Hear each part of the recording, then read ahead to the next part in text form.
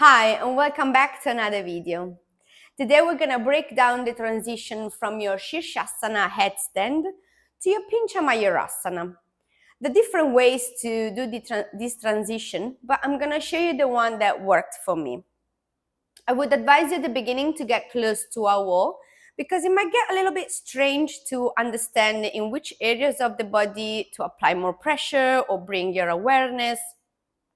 One thing is for sure, always keep the same engagement of the entire body at all times.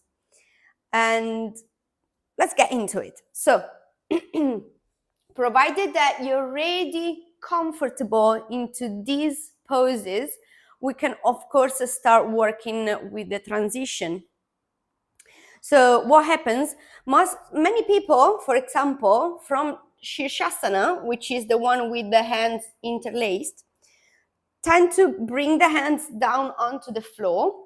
So once you're in your headstand, set yourself up and you go up. From here, some people release the bind and bring the hands down flat onto the floor. You can easily do this. I personally just keep my hands interlaced. So again, like I explain in my videos, always find the way that works for you. Understand the many ways and then take the one that really works for your own body.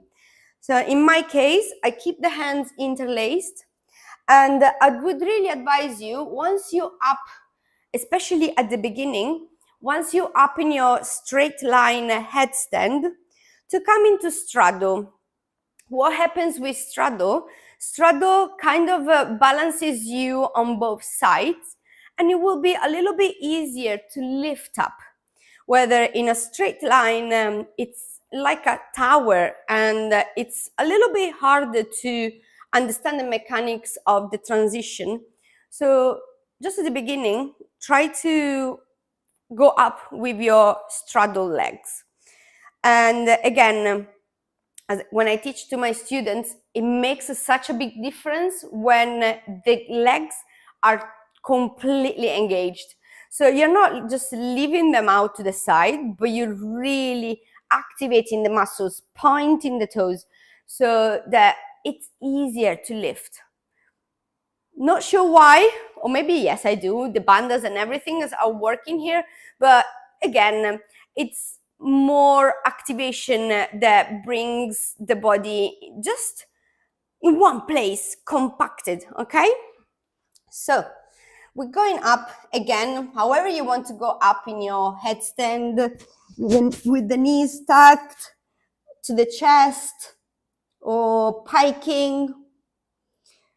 And then from here, always thinking about releasing the pressure from the neck. So start pushing onto your forearms. And then again, as I said before, straddle your legs so you have a bit more balance. And then don't leave them there hanging. Point the toes, straighten the legs. And then from here, start pushing. The only mechanism, the only energy that you have to apply here is just literally pushing the forearms as much as you can onto the floor. But breathe into the transition, okay? Gaze to a fixed point. Focus on your breath, and you start lifting. And once you're there, you literally can gaze forward, adjust your straddle, or maybe coming up with your legs, okay? And then you're in a normal pincha. You can do anything from here. And then you can also go back to where you started. So legs straight out. Then you're bringing the head down, working with the negatives, making it controlled. And then down. So, as I said, I'm not able to show it to you in a way that you could see clearly what's happening on the wall, but the same thing can be done next to a wall. So keep the wall like 10 centimeters away from you, so your hips have the space to move forward when you straddle and you're not hitting the wall with your hips. So in any case, if you just lose your balance, what happens? You're just gonna flip forward, the wall is there, it's just gonna catch you. No big deal.